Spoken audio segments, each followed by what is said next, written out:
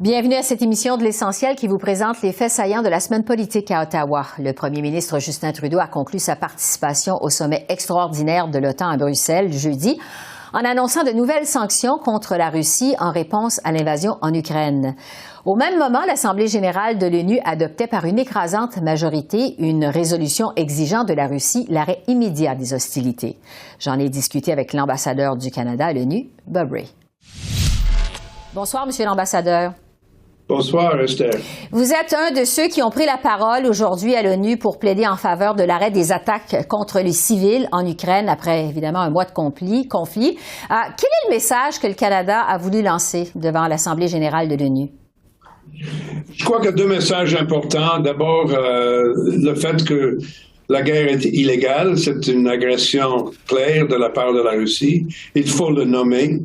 Il y avait quelques personnes, quelques pays qui ne voulaient pas nommer la Russie comme étant coupable de cette agression, mais c'est clair que c'est le cas et il faut le dire. Alors, moi, j'ai pris l'opportunité de parler de la loi internationale, de la Charte des Nations Unies, de ce qui est arrivé. Et ensuite de parler des conséquences de cette guerre, une crise humanitaire, la perte de centaines de personnes, milliers de personnes, encore les nombres, en chiffres, on ne sait pas exactement, mais des enfants, des femmes, les villes, la destruction de Mariupol, de Kharkiv, etc.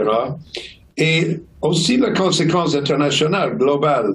La hausse des prix, le problème avec le blé, le manque de nourriture pour le monde, parce que l'Ukraine et la Russie, ce sont des pays très importants exportateurs pour la nourriture à travers le monde. Alors, on a un problème grave problème, énergie, économie, etc. Et j'ai voulu toucher sur ces deux sujets surtout. Mm-hmm. Et j'étais très heureux de voir la réponse de la Chambre. Parce que je crois que on n'était pas complètement certain d'où est-ce que certains pays allaient tomber, mais je suis heureux avec le résultat. Oui, qui a été adopté donc cette résolution, le répète, donc par une écrasante majorité. On a quand même l'impression, Monsieur l'ambassadeur, que l'histoire se répète à l'ONU. Je le disais, c'est une deuxième résolution pour dénoncer l'invasion russe après celle du 2 mars. Qu'est-ce que ça vient changer au-delà du symbole, vous croyez? Eh bien, il faut accepter certains points. D'abord, le travail humanitaire de l'ONU exigeait une réponse de l'Assemblée générale pour donner appui au travail humanitaire de l'ONU qui est extraordinaire. Et ça, c'est un travail d'opération. Toutes les agences, normalement, ça viendrait du Conseil de sécurité. Normalement, c'est le Conseil de sécurité qui prendrait charge de tout ce qui arrive dans le domaine humanitaire. Malheureusement, comme vous le savez, les Russes ont un contrôle avec leur veto au Conseil de sécurité. Mm-hmm. Alors, il fallait revenir à l'Assemblée générale. C'est pourquoi on a dû prendre la décision. On a eu un débat hier, aujourd'hui, puis le vote aujourd'hui. Et je crois que ça donne encore une pousse envers cette activité. Au même temps, on doit dire que c'est la négociation et c'est l'arrêt du conflit qui est l'objectif très important. Et jusqu'à maintenant, on n'est pas encore là, même si les partis sont en train de parler, et même si je sais bien que le secrétaire général et d'autres responsables à l'ONU sont là pour encourager les discussions, mais c'est pas encore fait. Alors, on verra les effets de cette deuxième résolution. Oui. Entre-temps, j'aimerais vous entendre, Monsieur l'ambassadeur, sur ce qui s'est passé aussi aujourd'hui du côté de Bruxelles, ce sommet extraordinaire de l'OTAN et du G7. Le Canada a annoncé de nouvelles sanctions contre la Russie, mais pas de nouvelles aides militaires à l'Ukraine. Est-ce que le Canada répond aux attentes, vous croyez? Pour moi, c'est une question difficile parce que c'est pas exactement mon travail. Ouais. Tout ce que je sais qu'en parlant avec l'ambassadeur de l'Ukraine, il est clair qu'il a encore des besoins d'assistance. On voit des pays, la Suède, la Grande-Bretagne, qui sont là avec encore des fusils, toutes les choses qui vont aider la cause militaire. Je sais bien que le gouvernement est en train de voir et de revoir ce qu'on peut faire. Et je suis certain que le Canada va continuer de faire son travail, va continuer de faire son effort. Mais je crois que c'est important de reconnaître que sans avoir l'appui de l'Ouest, sans avoir l'appui de ses alliés, l'Ukraine aura difficulté à résister l'impact de l'agression qui existe, qui vient de la Russie. Ouais. Je crois que ça a été très surprenant de voir jusqu'à quel point ça a duré 4 semaines. Je suis certain que M. Poutine n'a jamais attendu une telle réponse de la part de l'armée ukrainienne et de la population ukrainienne. Et aussi, il n'a pas attendu la réponse de l'Ouest. Il n'a pas entendu une réponse sur les sanctions, sur tous les efforts, tout ce qui se passe. Un effort vraiment extraordinaire de la part de beaucoup de pays qui n'étaient pas toujours d'accord, mais je crois qu'on a vu l'impact de l'unité. Et c'est ça qui reste toujours important. Quant à l'escalade du conflit et de la menace du régime de Vladimir Poutine de répondre par des armes chimiques ou nucléaires, qu'est-ce qu'on en pense du côté de l'ONU? C'est contre la loi. Mais l'agression chimique, c'est complètement illégal.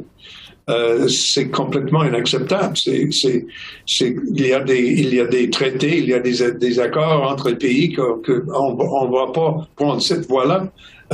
Et sur la question nucléaire, il y aura toujours des menaces qui viennent de la Russie. Mais je dois dire, je crois qu'il faut résister à accepter la notion que c'est la Russie qui peut décider elle-même exactement quand la guerre va aller. C'est pourquoi je pense que c'est important de résister l'agression comme nous le faisons.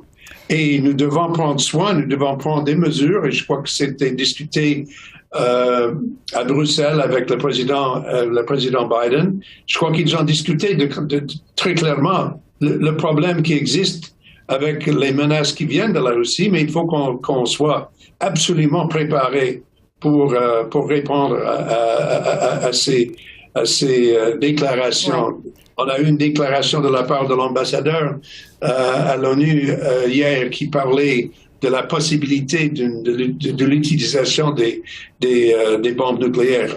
Ça, c'est complètement inacceptable. Il nous reste... Et on doit le dire encore une fois. Il nous reste quelques secondes. Ça fait donc un mois que ce conflit perdure. Le président Zelensky multiplie les demandes de rencontres avec le président Vladimir Poutine. Est-ce que vous croyez encore que ce conflit peut se régler par la diplomatie? Oui, c'est possible. Ça reste toujours possible parce que la voie est là. Et les négociations, les discussions, pas entre les deux chefs, mais entre d'autres personnes, et ça continue. Ça doit se passer. Éventuellement, la seule question est quand. Quand est-ce qu'ils vont reconnaître qu'il n'y a pas de solution militaire à ce conflit? Entre-temps, c'est un conflit qui se poursuit. Bob Rae, ambassadeur du Canada. Difficile. Oui. Bob Rae, ambassadeur du Canada à l'ONU, merci beaucoup de votre temps. Très apprécié. Merci Esther. Merci. Au revoir. Bonsoir à vous trois. Bonsoir. C'est pas les sujets de discussion qui manquent, évidemment, cette semaine. Ça a été quand même assez chargé à Ottawa. Mais tout de même, on va commencer par ce sommet extraordinaire de l'OTAN à Bruxelles sur la réponse de l'invasion en Ukraine. Joël Denis, d'abord, qu'est-ce que vous avez pensé de la participation du premier ministre Trudeau à ce sommet? On fait plutôt un rôle de figurant, je vous dirais, à l'OTAN parce que les dépenses militaires du Canada ne sont pas à la hauteur de ce qui est exigé par l'OTAN même, c'est-à-dire dépenser 2% de notre PIB en dépenses militaires. Mais je pense que M. Trudeau va probablement revenir de cette rencontre avec la ferme conviction que l'on doit justement ajuster le tir et augmenter les dépenses militaires. Et ça va sûrement influencer le contenu du prochain budget fédéral qui sera présenté par la ministre des Finances, Chrystia Freeland, probablement au début du mois d'avril. Donc, il y a une réunion en fait, durant cette réunion, M. Trudeau et les autres pays qui ne remplissent pas les critères de 2%, ceux-là sont fait rappeler par le secrétaire général de l'OTAN. Donc, je présume qu'il va revenir au Canada avec un certain message. Il faut que le Canada en fasse plus pour être un participant crédible à la table de l'OTAN. Oui. Catherine, est-ce que vous pensez aussi que M. Trudeau nous réserve ses augmentations de dépenses militaires pour le prochain budget? Je pense qu'il n'a pas le choix. Écoutez, nos forces d'armée sont sous-financées. On a besoin d'y aller avec du recrutement. Hein. Il nous manque des membres des forces d'armée. Il nous manque aussi beaucoup de matériel. Vraiment, on a donné tout le matériel létal et non létal qu'on pouvait à l'Ukraine. Donc là, on est obligé là, de recourir au privé là, si on veut les aider davantage. Alors, écoutez, la ministre de la Défense, Anita Anand, a déjà mis sur la table des options qu'elle a qualifiées d'agressives, soit pour atteindre le 2%, pour le dépasser ou peut-être pour être juste en dessous du 2% et éventuellement l'atteindre. Moi, je pense que M. Trudeau, il va revenir de cette réunion en mettant son poing sur la table et en disant, voilà, il faut respecter le 2%, sinon on va se le faire appeler par l'OTAN. Et je pense que les Canadiens, l'opinion publique des Canadiens est aussi dans ce sens-là. Il faut absolument réinvestir en défense. Ouais, Yves, je veux revenir avec vous sur le rôle du Canada de façon générale à ce sommet de l'OTAN, parce que Joël Denis disait il y a un instant rôle de figurant. Le politologue Frédéric Mérand me disait il y a quelques minutes à peine que le Canada répond aux attentes, est à sa place. Qu'est-ce que vous en pensez, vous, de votre côté? Moi, je vous dirais, Esther, que si M. Trudeau n'était pas allé à la réunion de l'OTAN, on s'en serait même pas aperçu. Il faut en convenir. Et même si le Canada augmentait son budget en défense, le temps qu'on s'en aperçoive, le temps qu'il y ait que concrètement on s'en rende compte, ça va prendre plusieurs années. Alors, le Canada est peut-être mieux de se concentrer sur ce qu'il peut faire. Et ce qu'il peut faire, c'est recevoir des réfugiés, aider à accélérer le processus. On l'a su un peu plus tôt aujourd'hui, le Canada va augmenter ses exportations de pétrole vers l'Europe. Alors, c'est peut-être là que le Canada va pouvoir jouer un rôle parce que du côté militaire, le rôle du Canada à l'OTAN est absolument insignifiant. Bon, ça vient clore, en fait, tout le volet de cette rencontre de l'OTAN à Bruxelles aujourd'hui. Je veux maintenant vous entendre sur une autre alliance, pas l'alliance militaire, mais l'alliance surprise entre les libéraux et les néo-démocrates pour maintenir au pouvoir le gouvernement minoritaire de Justin Trudeau jusqu'en 2025. Ça a été annoncé, je dis avec surprise, mardi. Joël Denis, est-ce qu'on peut dire que Justin Trudeau a marqué un grand coup cette semaine? Oui, je pense que oui. C'est le grand gagnant de cette alliance, évidemment, c'est Justin Trudeau parce qu'il s'achète plusieurs années de pouvoir sans craindre de voir son gouvernement être défait à la Chambre des communes. Et ça, c'est un acquis important pour M. Trudeau. Vous savez, M. Trudeau a quand même évoqué une série d'événements qui ont bousculé l'ordre du jour de son gouvernement depuis quelques années et il était à la recherche d'une certaine stabilité à Ottawa et je pense qu'il l'obtient avec cette entente avec le NPD. Ça risque de coûter cher quand même au gouvernement libéral. Il faudra investir massivement, par exemple, pour mettre sur pied un programme national de soins dentaires ou encore jeter les premières bases d'une assurance universelle de médicaments. Donc, il y aura un coût à tout cela. Mais il se trouve que M. Trudeau semble être prêt à payer ce coût, tout en, évidemment, augmentant les dépenses du gouvernement en matière militaire. Donc, ça veut dire que le déficit que l'on croyait en train d'être se résorber va repartir à la hausse, même si les revenus seront plus importants que prévu en raison de la forte croissance économique qu'on a connue depuis un certain temps. Oui, Catherine, Yves, Joël Denis plutôt dit il y a un coût à tout ça. Est-ce qu'on peut s'attendre justement à ce que cette entente dure bel et bien jusqu'en 2025? Ce serait étonnant. Pour moi, la question est pour Catherine. Pardon. J'avoue que c'est moi je pense que... Allez-y, Catherine. Non, c'est correct. Pour répondre à votre question, Esther, je pense que ce serait étonnant que ça dure jusqu'en juin 2025. Écoutez, on dit toujours que 6 mois en politique, c'est une éternité. Là, on parle de 3 ans, ou plus de 3 ans. Donc, beaucoup de choses peuvent se passer. C'est sûr qu'on va aussi avoir un nouveau chef conservateur sous peu. Alors, ça pourrait peut-être brasser la cage, mais certainement, je pense que M. Trudeau avait tout avantage à signer cette entente parce qu'il veut non seulement la paix, mais il veut être capable d'accomplir des choses. Et il veut laisser un héritage politique. Hein. Il est vraiment obsédé par cette idée-là et il va pouvoir peut-être, ne sait-on jamais, quitter la politique et puis possiblement avoir le temps d'avoir une autre course à la succession et cette fois-ci au Parti libéral. Donc, certainement, je pense que ça va durer un certain temps. Je pense que les Canadiens ont envoyé un message l'automne dernier qu'ils veulent de la collaboration, qu'ils veulent que le gouvernement fédéral arrête de se chicaner avec les partis d'opposition et en arrive à des résultats. Alors, c'est bel et bien, je crois, ce qu'on va voir, mais je serais très étonnée. Ça va peut-être durer 2 ans, mais 3 ans, là, ce serait bien étonnant. Yves, de façon générale, qu'est-ce que vous en pensez de cette entente entre libéraux et néo-démocrates? Alors, j'avoue que M. Trudeau a frappé un coup de circuit, mais j'avoue également que je ne comprends pas du tout la stratégie de M. Singh, parce que chaque fois que les libéraux vont annoncer quelque chose, ils vont annoncer que le Parti libéral fait telle ou telle chose. Ils mentionneront pas que c'est grâce à l'appui du NPD. Alors, le Parti libéral va en retirer vraiment tous les bénéfices. M. Singh, aucun ou presque pas. Alors, est-ce que M. Singh est de cette race de politiciens qui travaillent pour le bien public? Ben, si c'est le cas, il faudra lui ériger une statue, parce que j'en ai pas vu souvent dans ma carrière qui ont laissé de côté certains de leurs principes pour le bien public. Alors, si c'est le cas, bravo. Mais rappelez-vous qu'il y avait eu, et ça c'est pour ceux qui dénoncent cette alliance, il y avait eu pas plus tard qu'en 2008 une alliance Parti libéral, NPD, Bloc québécois pour renverser M. Harper, qui n'a pas fonctionné finalement, mais c'est pas nécessairement exceptionnel que des partis s'allient ensemble pour rester au pouvoir ou garder le pouvoir plus longtemps. Ouais. On verra donc combien de temps ça va durer cette entente. La course au leadership maintenant chez les conservateurs. C'est la première fois qu'on se parle depuis que Jean Charest a fait le saut dans cette course. Joël Denis, qu'est-ce que vous pensez du début de campagne de M. Charest? Un peu difficile, je vous dirais. Ces vidéos sur les médias sociaux n'ont pas réussi, je pense, à marquer le coup qu'ils devraient l'être. Alors, nous sommes en 2022 et on a l'impression que M. Charest, au début, semblait mener une course qui datait début des années 2000, sans l'invention de l'Internet. Mais je pense qu'il est en train de rattraper un peu le tout. Et ce qui est quand même étonnant, bon, il y a M. Charest qui, évidemment, reçoit des appuis intéressants. Ed Fast, député de la Colombie-Britannique, a donné son appui à M. Charest cette semaine. Donc, ça, c'est un appui de taille qui permet d'élargir les horizons de M. Charest.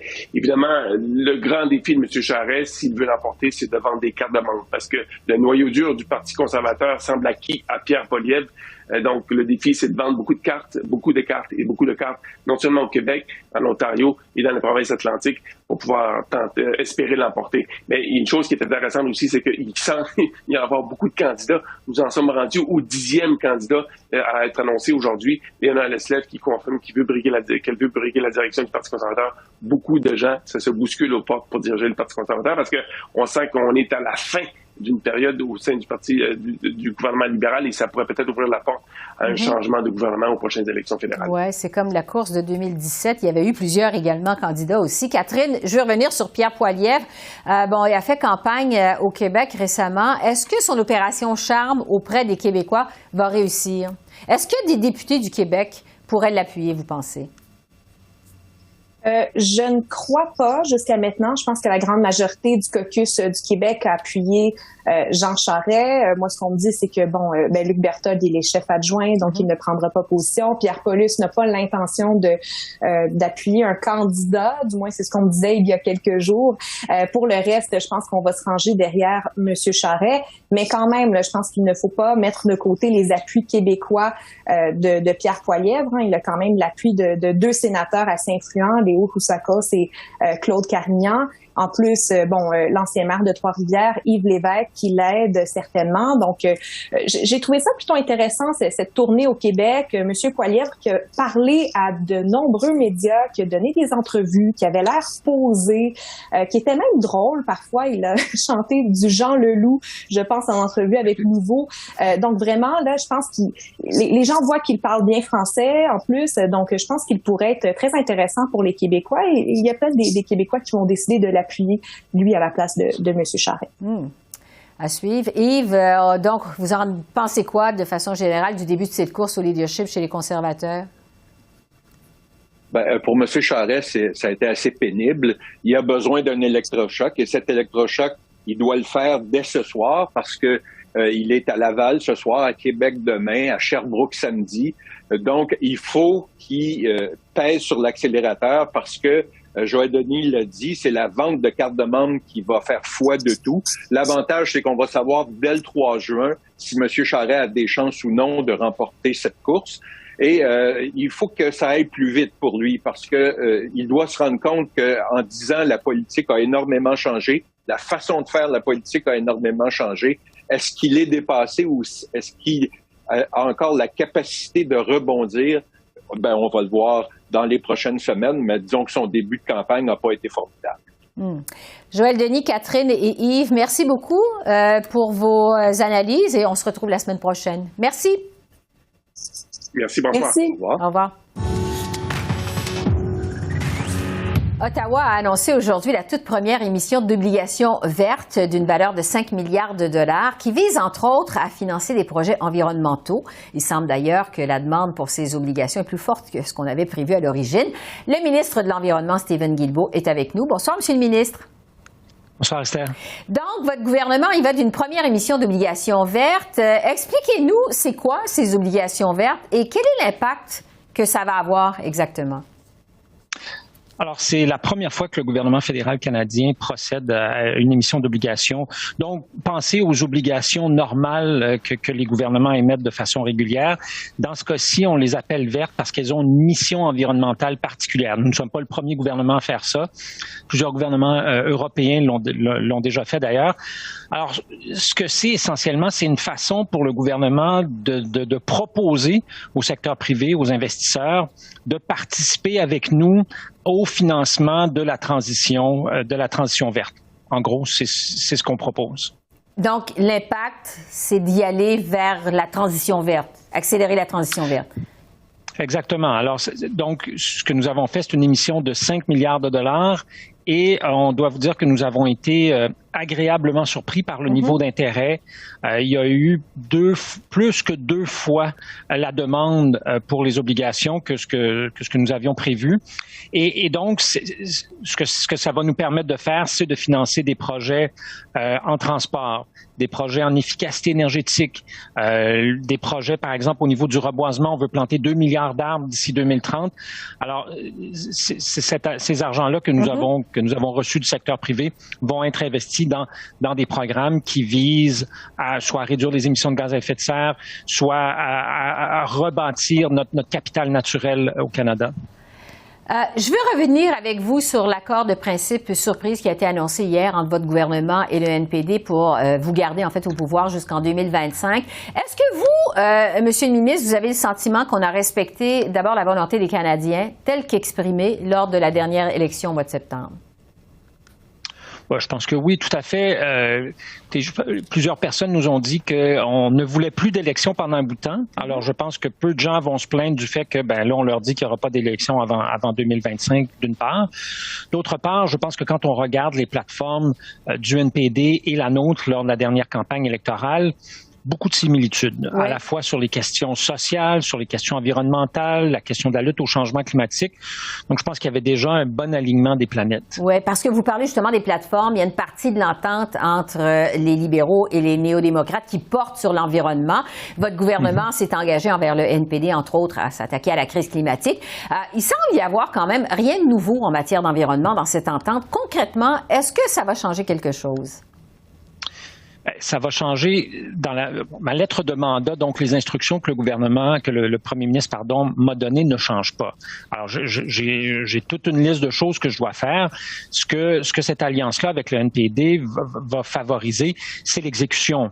Parce que là, on n'aura pas à se poser la question à tous les 5 minutes, est-ce qu'on va passer sur ce vote de confiance? Est-ce que le gouvernement va tomber? On va pouvoir travailler à faire avancer les choses pour la population du Canada.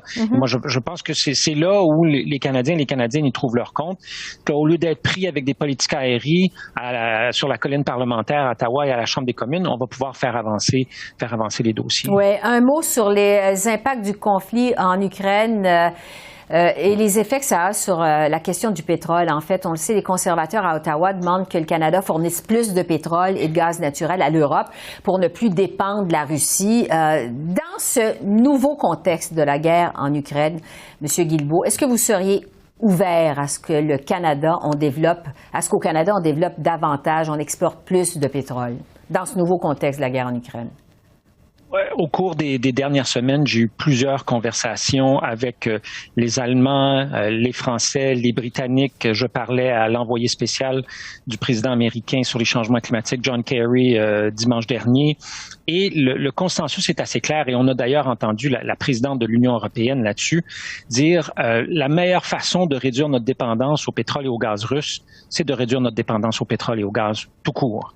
Alors, ce que l'Europe veut faire, c'est accélérer son virage vers la la transition énergétique. Et à ce titre-là, moi, je pense qu'il y a beaucoup de choses que le Canada peut faire pour aider l'Europe rapidement sur ce terrain-là. Nous sommes le 10e plus grand producteur d'hydrogène au monde, par exemple. Alors, l'Europe dit, nous, on veut prendre un virage vers l'hydrogène très, très rapidement. On est beaucoup d'expertise au niveau des technologies propres, au niveau des énergies renouvelables, et c'est sur quoi nous travaillons et nous allons continuer de travailler avec nos collègues et amis européens. Donc, développer davantage vers les énergies propres et renouvelables et non pas vers le pétrole. Justement, bon, parlant de développement pétrolier, relativement au projet de Baie du Nord maintenant au large de Terre-Neuve, c'est un projet qui représente, on le sait, des milliers d'emplois, ou qui représenterait, je devrais dire, des milliers d'emplois et des milliards en redevances pour Terre-Neuve et Labrador. Ça fait quand même quelques fois que vous reportez votre décision. Au début du mois de mars, vous avez demandé un nouveau report de 40 jours. Est-ce que vous êtes déchiré entre la protection de l'environnement et le développement économique avec ce projet-là? Esther, je vous dirais que l'objectif de l'évaluation environnementale, tout projet, peu importe lequel, on peut penser à un projet pétrolier, mais on peut penser à un projet de parc d'éolien, on peut penser à un projet de transport collectif. Tout nouveau projet d'activité humaine a des impacts sur l'environnement. Et le but de l'évaluation environnementale, c'est et d'ailleurs, on a modernisé le régime canadien parce que sous le gouvernement un peu, il avait été à toute fin pratique aboli. Le but de l'évaluation environnementale, c'est d'essayer au meilleur de nos connaissances, d'évaluer est-ce que le projet a plus de bénéfices globalement qu'il a d'impact négatif. Donc, dans tout projet, il faut essayer de trouver cet équilibre-là, et c'est ça sur quoi je travaille. Ouais. C'est un dossier qui est complexe, beaucoup d'informations, notamment d'informations scientifiques à revoir, à analyser. J'ai reçu une recommandation de l'Agence d'évaluation environnementale, et je pense que tout ce que je demande essentiellement, c'est d'avoir un peu de temps pour bien faire mes devoirs. Bon, vous dites, je demande un peu de temps. On peut s'attendre justement à une décision quand dans ce projet de Baie du Nord? Donc, j'ai demandé 40 jours au début du mois de mars. Alors, on peut s'attendre début avril à ce qu'il y ait une décision sur ce projet-là. Si jamais vous allez de l'avant, parce que bon, c'est une possibilité, est-ce que ça pourrait remettre en question votre objectif de carboneutralité au plus tard en 2050, vous croyez? Soyons très clairs, nos objectifs en matière de réduction d'émissions de gaz à effet de serre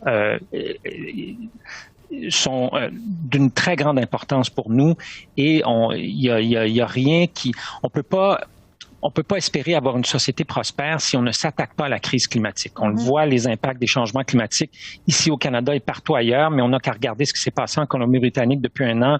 Le dôme de chaleur, des feux de forêt, des inondations pratiquement inégalées au pays.